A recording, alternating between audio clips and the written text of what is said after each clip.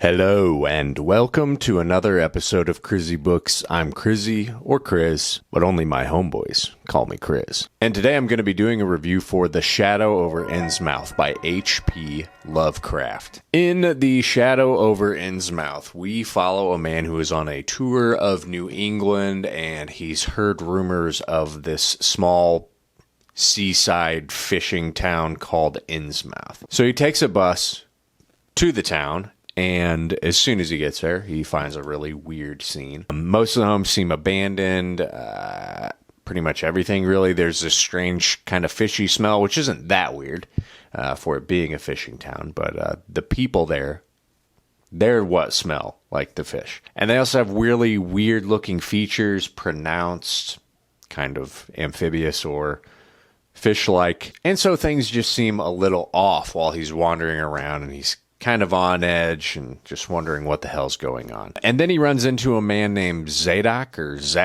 and Zadok tells him this story of an ancient fish people known as the Deep Ones. They have lived under the ocean for a long time. A lot longer than human beings have ever been on the planet. And this underwater race of fishmen got into contact with a cult of human beings on the surface. This being the cult of Dagon, which was run by a man named Obed Marsh, who kind of ran the town. He also opened up a gold refinery. The cult was making human sacrifices to the Deep Ones in exchange for gold and other precious things that the civilization had. And they were also breeding with them, creating hybrid human Deep One fish people. Sometimes they would be born and already able to go and swim underwater and go to the world that the Deep Ones live in.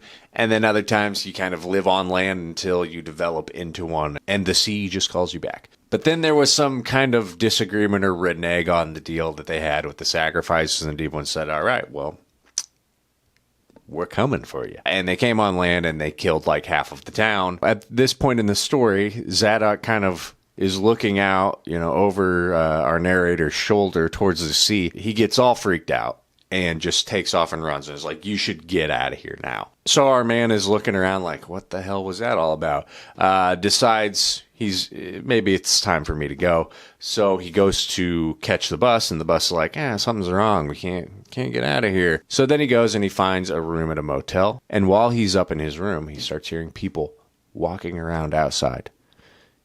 Can hear them kind of surrounding him, and in the adjoining room next to him, he can hear people, and then they start trying to get into the room. So he's like, okay, I gotta go. He makes his way through one of the adjoining rooms that he knows no one is in, goes out the window, and after a very lengthy and detailed escape, he finally gets away, and he goes back home, and where presumably he should live a pretty normal life, but then things start happening. He realizes that he is actually a relative of Obed Marsh, the man who ran the cult of Dagon and made this deal with the Deep Ones.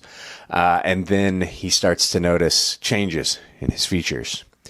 He's becoming a little more fishy. And he can't really bring himself to suicide, even though he wants to. And then by the end of it, he's feeling the pull of the ocean.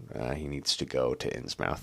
And that's where it ends. And I really liked this one. I thought that this was really good. It has all of the hallmarks of a Lovecraft tale.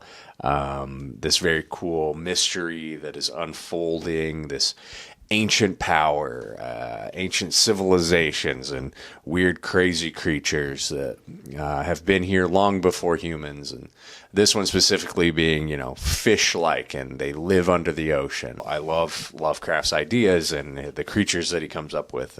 And I especially like the uncanny valley aspects of him walking through Innsmouth, and everybody that he encounters just has like really strange features, or they smell like fish, and something's just totally off. But it is kind of funny because he's not treating it as though something's really like way off. Like, I think that if it were me and I encountered several people in a town who looked like they were turning into fish, I might get out of there as soon as possible. I definitely wouldn't stick around and get a hotel room. And I especially like this hybrid idea and the way that Lovecraft tells it in the story. It's pretty scary to think about in like the visuals of when he runs away and finally gets out of the town and is hiding in this kind of swampy, area, watching this horde of hybrid fish people looking for him. They're kind of hunched over, and the way that they look and the way that they smell.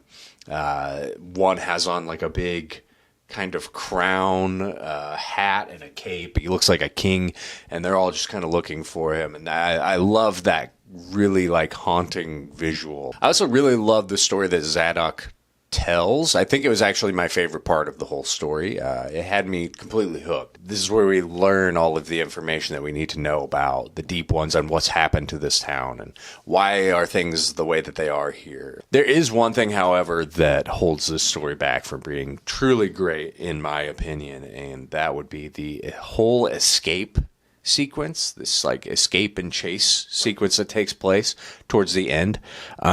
It just really takes its time, and it's really hyper detailed. I think he tells us every single street and road that he turns on and which direction he turns. To me, it felt like a lot of irrelevant information to the story and made it drag in what should otherwise be a really exciting and scary moment. But aside from all that, I thought that everything else was really great. I really enjoyed the ending. I love this. I've made it out of the town. Everything's fine. I can go on with my life. I experienced this crazy thing, but I'm all good. And then one day looking in the mirror and being like, oh no! It's a really great ending, and I really loved it. Overall, I'm going to give The Shadow Over Innsmouth a 4 out of 5. If you're interested in reading any Lovecraft, I highly recommend this one. This is really good. And it has all of the best tropes of a Lovecraft story. Just a really fun, exciting time for the most part.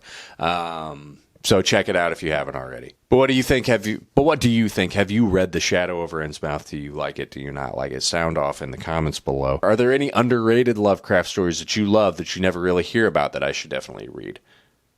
Let me know. Be sure to like the video, subscribe to my channel, and as always, thank you for watching. Bye.